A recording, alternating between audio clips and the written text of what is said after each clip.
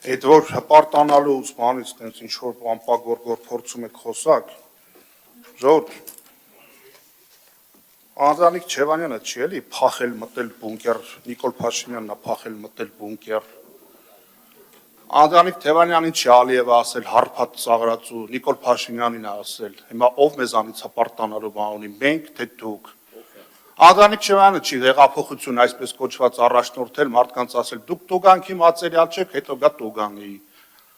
Անդրանիկ Թևանյանը չի ասել, Նիկոլ Փաշինյանն ասել, Արցախը Հայաստան է եւ վերջ մեկ է գնացել ասել Արցախը Ադրբեջան է, հպարտանալուց ով խոսա չխոսա, ում հետ փորձեք զուգահեռել, ձեր առաջնորդի անունը այնքան ոնց որ դարել է, չգիտեմ էլի ինչ կարգի երկրի վարկը խայտարակող մի հատ ինչ որ ցուցիչ, այտենց թեմաների մի կպեք էլի, այտենց թեմաների մի կպեք, որովհետև մի աննախադեպ, պատմական,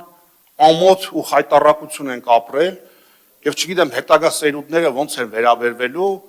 եւ որ մեզ հարցնան ոնց են ասել ոնց Արցախի կորուստը տեղի ունեցավ,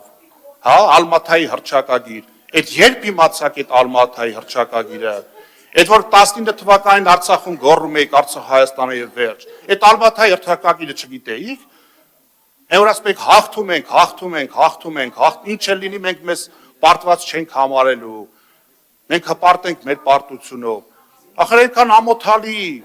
ասենք դրվագներ կա, որ ասենք փորձեք ինչ-որ մեկի զուգահեռել, որովհետև քաղաքական առաջնորդի ինչ-որ փորձեք իբրև թե հեղինակազրկել, վարկաբեկել, ախր դուք էլ հավերժ չեք, չէ՞։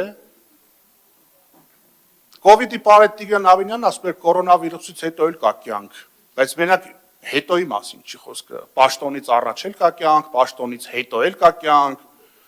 մարդ պիտի ինձ բաներ խոսահանի, որ պաշտոնից առաջ էլ, պաշտոնից ժամանակ էլ, պաշտոնից հետո էլ շատ չտարբերվի իրարից, թե չէ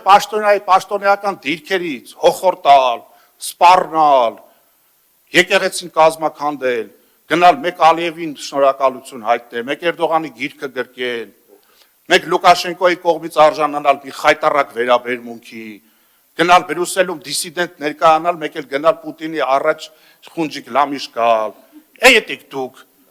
մի տեղափոխեք մաքուր քաղաքական հարթություն եւ մի տարեք մաքուր քաղաքական բանավեճի դաշտ, դուք չեք շահելու տեղ,